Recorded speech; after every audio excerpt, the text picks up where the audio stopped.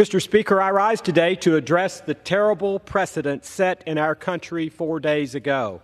Using the justice system to engage in a politically driven prosecution and now conviction of a major political party nominee running for president, especially on the charges brought against Donald Trump, should gravely concern every member of this body as well as every American across our country, whether they be Republican or Democrat, for Donald Trump or against him. Regardless of one's opinion of the current Republican nominee, we'd be well served to remember the long and cherished tradition we have in this country of settling our political differences at the ballot box. For nearly 2.5 centuries, our nation's elected leaders have properly resisted the temptation to oppose their political rivals through the weaponization of our justice system. Equal justice for all, and an overall trust in our justice system is fundamental to who we are as Americans. And those who would destroy that hard-earned trust just to score cheap political points should be held accountable. As an attorney, I can tell you that May 30th will be among the more infamous dates in American history. The facts behind these flimsy charges against President Trump were already examined by prosecutors nearly a decade ago, resulting in the conclusion that the facts did not support criminal charges. Last Friday's verdict was clearly the result of a prosecution in search of a crime.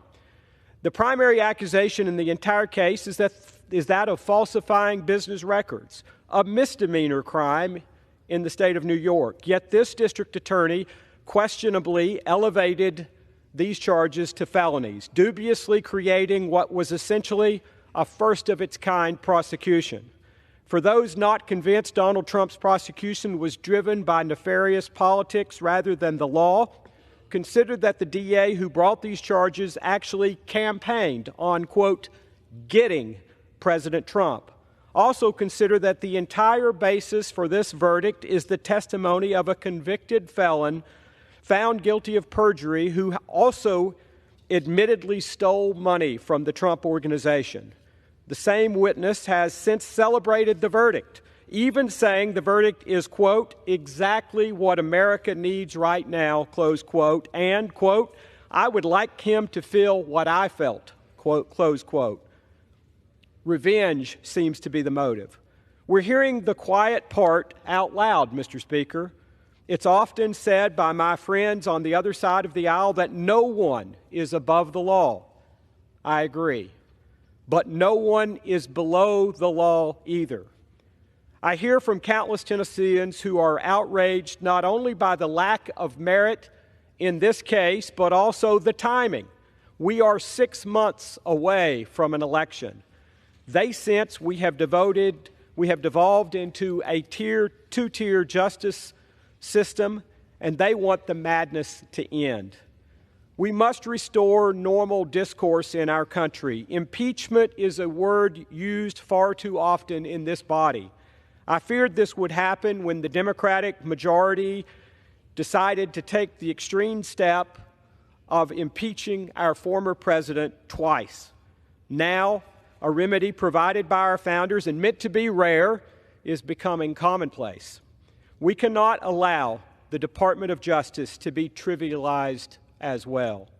Our founders envisioned the possibility that a president could be harassed by political opponents, which is why I continue to argue in favor of immunity for this type of prosecution.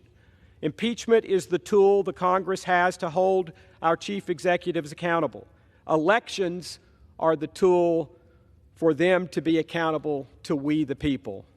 I look forward to the appeal of President Trump's conviction, and I believe it will be successful. In the meantime, House Republicans will continue doing all we can to shine a light on the heavy-handed tactics of the Biden Department of Justice. We will continue to conduct our constitutionally required oversight duties.